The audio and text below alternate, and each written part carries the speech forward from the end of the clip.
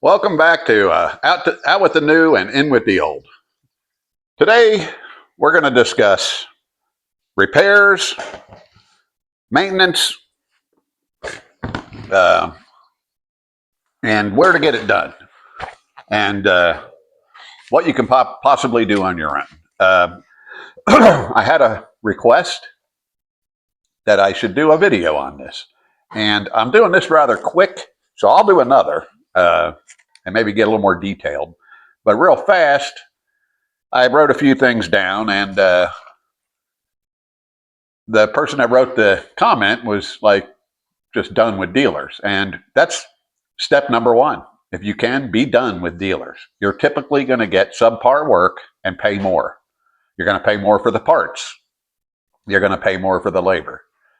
And you're going to get quality that's probably not as good as an independent shop or an individual. There's reasons for that. Number one, mechanics at dealers, they don't get paid as well. They get pretty much strictly time pay. So say you got a job, pays, they got a job, change, whatever. I don't know, just pick whatever you want and say it's a $500 job. They're given so many hours. So let's say that's 3 hours.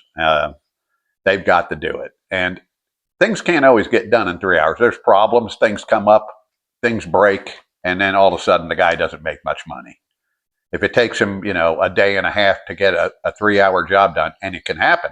I mean, if anybody that's worked on things knows that these things can happen. That's one reason I choose not to work on anything for anyone. I do it for myself, and that way, if I have a problem, it's only my time. I'm not, screwing myself out of money. I'll help someone, but as far as doing it and trying to do it as a business, I don't think I'd ever want to do it. And then there's warranty work. And manufacturers typically take that $500 3 hour job and cut it in half. And they got that amount of time to get that $500 job done. And it's damn near impossible for them to do that and to make a living. And hence the high turnover rate of mechanics at dealerships. It's a rough way to make a living. And the quality of the work at the dealership shows it. And they just push. And if you want to see what I'm talking about, Google up any auto dealer. Go to their worst reviews. 80% of those bad reviews will be on their service shop. It'll be on their service. They'll have bad reviews depending on what dealer they are on their sales department. But 80% at least, if not more, will be on the service department.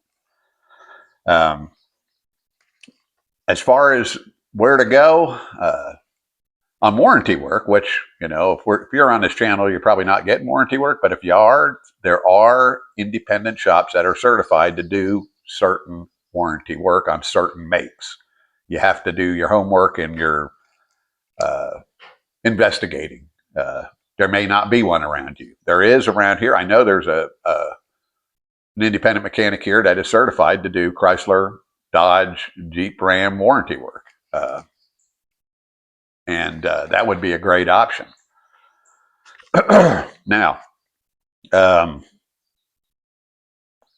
want to start by saying learn as much as you possibly can. There's books, there's manuals, there's YouTube. There's a lot of tutorials on YouTube that are really worth watching. You can find just about anything you're doing. Be careful. If you say you want to change the alternator on your 1980 Chevy, look up as many of those YouTube videos as you can, and just try to look at what they're doing, because some guys are a lot better than others. There's friends, there's family.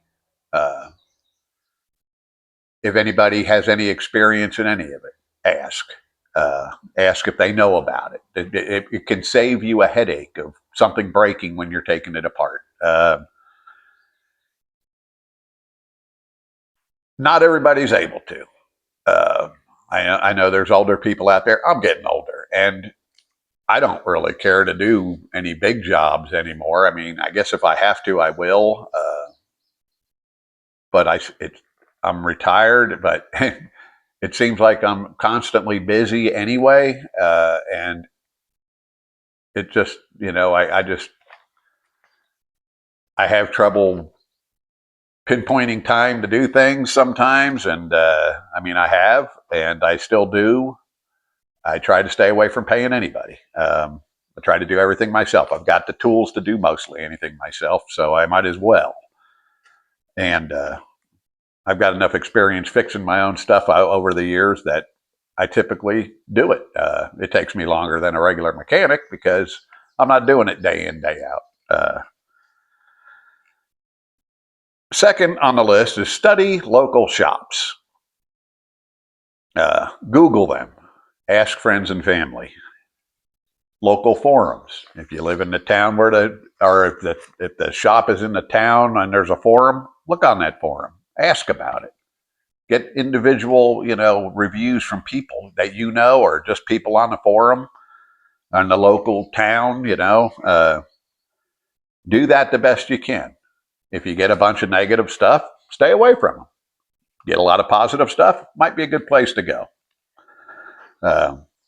If you're doing your own work, source parts from eBay, Marketplace. A lot of times you can get parts for older cars cheap. And don't go to the dealer for those old parts. A lot of the old parts, that dealer won't have them anyway. I recently changed a harmonic balancer on my 95 Ford, and it's no longer available. I wouldn't even want to know what they would have charged for it, but I ended up getting one for I think it was $107. I could have the original rebuilt, but I was trying to get the truck back on the road, and the rebuilding thing, I guess you get it back in a week.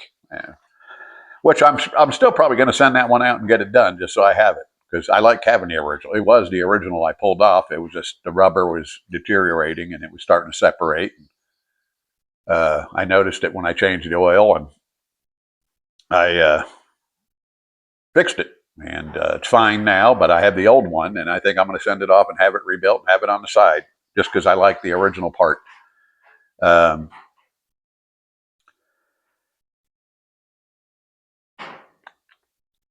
And another thing to think about is when you're out there hunting for an old car, used car, keep in mind the serviceability of it.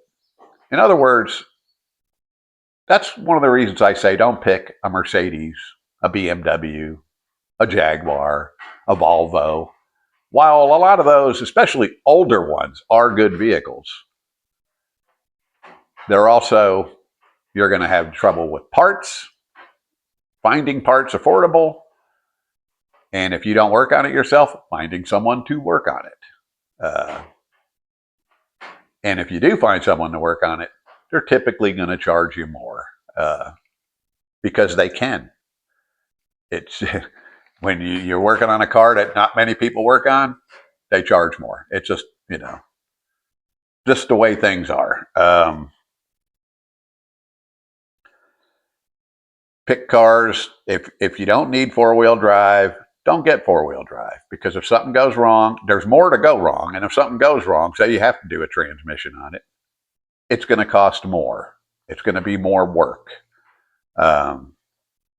Just things to keep in mind. Look at the, ask around when you're looking at a vehicle. Ask around. Hey, is this, are these hard to work on or easily serviced? Make that part of the game when you do look for a car. And just if you can, learn to do things yourself. I mean, if nothing else, learn to do your basics, your oil changes and your tune-ups. And if you start liking it, you may start jumping in and doing some other lodge ends, wheel bearings. A lot of these jobs aren't that hard. They're pretty simple and don't require special tools. Another thing is, when you service your vehicle, make sure you fully service it. Make sure you grease your grease fittings. Make sure you check all your fluids. This is preventative, and it's something just about anybody can do. Even an old woman can look and see what she's got. It prevents future breakdowns and future heavy, costs and heavy repairs. So anyway, I mean, that's just kind of a quick video on where to go besides dealers and how to take care of things without dealers, because they're going to get you. They typically do. It's just part of how it is. Try your best to stay away from them. I'm going to do a more detailed video on this when I gather up a little more detailed information. I just kind of did this quick because a guy asked me to. And I'm going to do another one. I didn't plan on doing this one this quick, but all this stuff just kind of popped in my head quick, so I figured I'd do it. Anyway, thanks for watching. Enjoy the content. Subscribe.